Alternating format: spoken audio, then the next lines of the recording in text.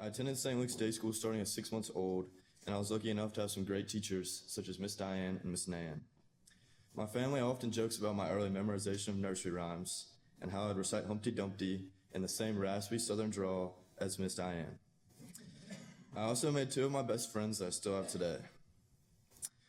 We attended church most Sundays, and my family was recognized by what I like to call the Plosser pew, as 4 generations of my family squeezed into one singular pew altogether. I truly do not know how we all fit, and we definitely could never do that again. While we don't all fit in the same pew anymore, we all still sit together whenever we can. Some of my favorite memories involve sitting with my great-grandmother, affectionately known as Gransy. She rarely ever missed church, and she usually spent her time during the service talking way, way, way too loud, drawing really funny pictures on her bulletins or kids-onlys, and/or commenting about the college football games from the day before. St. Luke's was the ultimate bonding time for me and my family, and if we were lucky enough, our time extended into lunch at Irondale Cafe.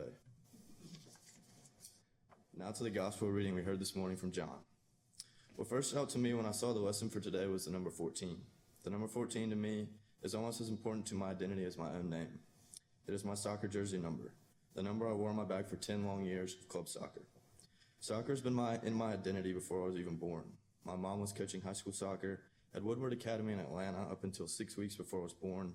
Before that, she played soccer at Davidson College, which, if you don't know, is where Steph Curry went. Just ask my mom. My dad also played soccer growing up and played in adult leagues until he tore his ACL very tragically after I was born. I traveled for soccer before I was even on a team, as my dad and I would often go along with my mom to travel tournaments. One year, we even got to go to Disney World. Soccer is as deeply woven in every fiber of my being as is my home church, St. Luke's. The first line of John 14 jumped out to me saying, "Do not let your heart be troubled." Earlier this week, my team lost 4-0 to Homewood in my last ever high school soccer game in the second round of the state playoffs. It was a terrible, terrible experience, as we were unable to play to our potential, and the defeat marked the end of my high school career. After the game, I came home and wrote this sermon and read this verse numerous times.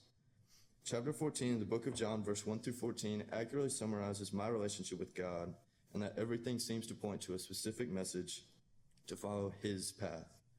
Growing up playing soccer, there was always one dream I had in mind: to play Division I college soccer at a big powerhouse school, specifically the University of South Carolina.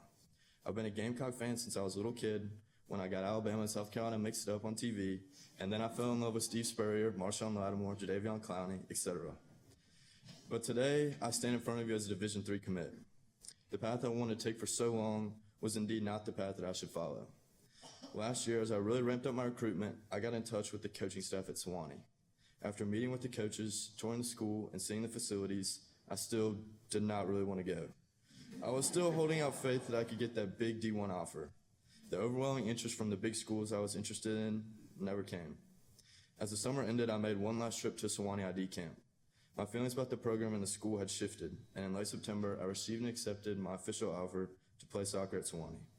It was one of the most exciting and definitely relieving decisions of my entire life. Jesus says to Thomas in verse 4, "You know the way to the place where I am going." The disciples' doubt perfectly summarizes just how difficult trusting God's path can be.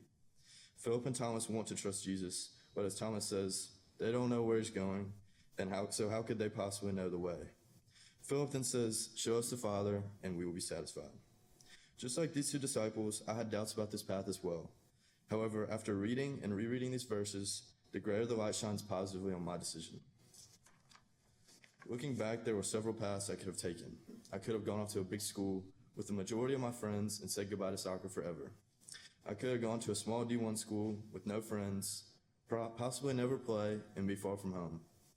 Instead, I chose a small D3 Episcopalian school with an amazing cafeteria and a great opportunity to get an excellent education and continue to play the sport that I love.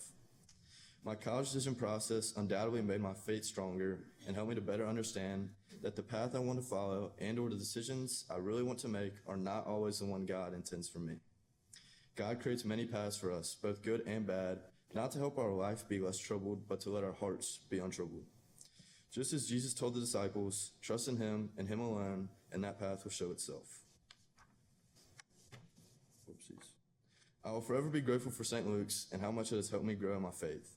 Beginning in the atrium as a small kid, moving up through Sunday school with Mr. Palakis and all my friends, to attending EYC, where just last week My younger brother William and I slammed into each other in massive bubble balls, running as fast as we could, and Tim wanted me to make sure everyone is safe. Don't worry. We were fine. William, we're fine? All right, good.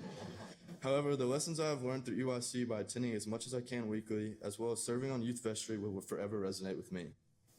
There are few things more fun than eating dinner with your friends and playing games as worship on a Sunday night.